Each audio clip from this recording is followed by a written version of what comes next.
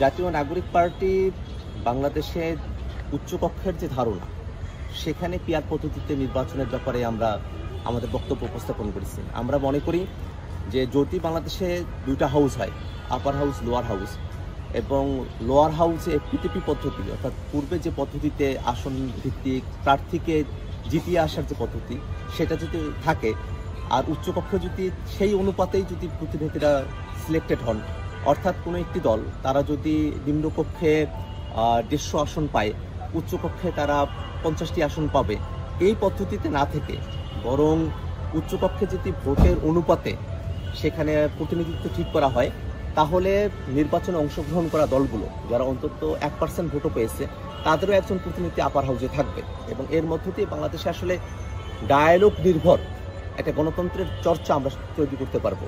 এবং lower house, আপার house, সেখানে সংবিধান সংশোধনের মতো বিষয়গুলো, সেটা এক দলের কর্তৃত্বে আর সম্ভবপর হবে না।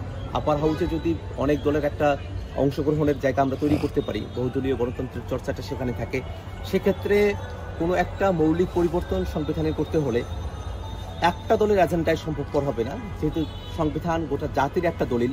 সেই দলিলের জায়গা থেকে গোটা জাতিকে কনভিন্স করে নিয়ে এসে তারপরেই সংবিধানটাকে একটা সংশোধনের দিকে যাওয়ার মতো একটা পরিবেশ আমরা তৈরি করতে পারবো। এবং বাংলাদেশে আসলে ডায়ালগের পরিস্থিতিগুলো না থাকার কারণে মাঠে আমরা বিভিন্ন ধরনের ভায়োলেন্স দেখি রাজনীতির ক্ষেত্রে। তো যদি আপার হাউস, লোয়ার হাউসে একটা ভারসাম্যপূর্ণ ক্ষমতা কাঠামো থাকে, তাহলে মাঠ পর্যায়ে যে ধরনের ভায়োলেন্সগুলো আমরা দেখি রাজনৈতিক, সেগুলো কিন্তু কমে আসবে, বাংলাদেশে একটা স্থিতিশীল পরিবেশ তৈরি হবে। এই কারণেই আমরা উচ্চকক্ষে পিআর চেয়েছি। কিন্তু বিএনপি তো চাই না। বিএনপি তাদের 31 দফায় উচ্চকক্ষের ধারণার কথা বলেছে।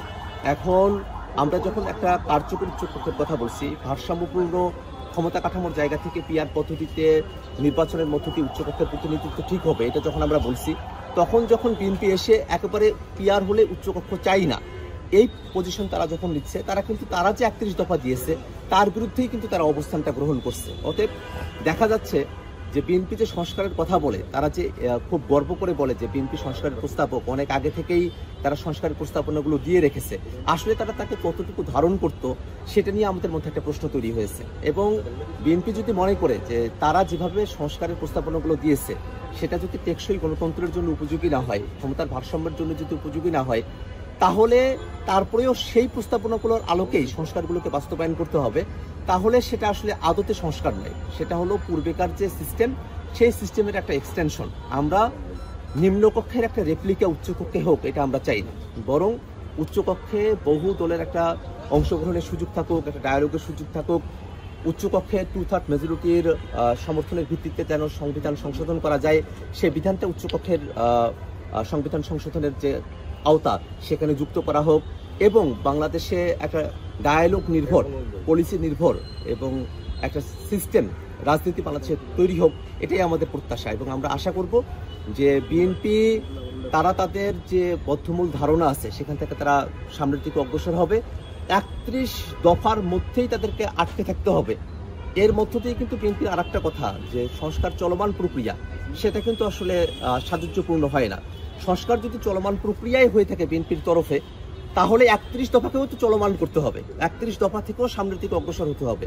সেটাকে 31-এর মধ্যে সীমাবদ্ধ না রেখে সেটাকে 32, 33, 35-এ যেতে হবে, যাতে করে বাংলাদেশের মানুষেরা তারা সত্যিকার অর্থেই আমরা একটা ক্ষমতা কাঠামো পায়, যেখানে ভারসাম্য থাকবে, জবাবদিহিতা থাকবে, অংশগ্রহণ থাকবে, এবং বাংলাদেশ পলিটিক্যাল যে ভায়োলেন্সের জায়গাগুলো আছে সেগুলো কমে এসে শান্তিপূর্ণভাবে বাংলাদেশের গণতান্ত্রিক রাজনীতি সামনের দিকে বিকশিত হবে। ধন্যবাদ।